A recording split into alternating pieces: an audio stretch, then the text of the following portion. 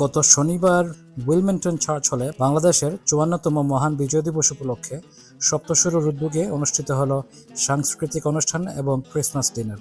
সপ্তসুরের প্রতিষ্ঠাতা রুপি আমিনের পরিচালনায় এবং শিক্ষিকা রিনা জামান, নিপা চৌধুরী, শাহনাজ পারভিন চুমকি, সাবেরা ভুইয়া ও ইসরাত জাহানের তত্ত্বাবধানে অনুষ্ঠানে ছাত্রছাত্রীরা সঙ্গীত এবং নৃত্য পরিবেশনা করেন।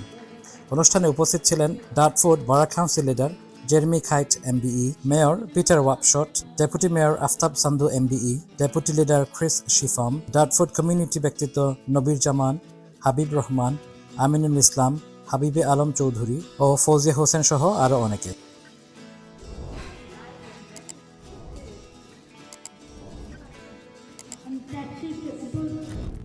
সোনার বাংলা, আমি তোমায় ভালোবাসি।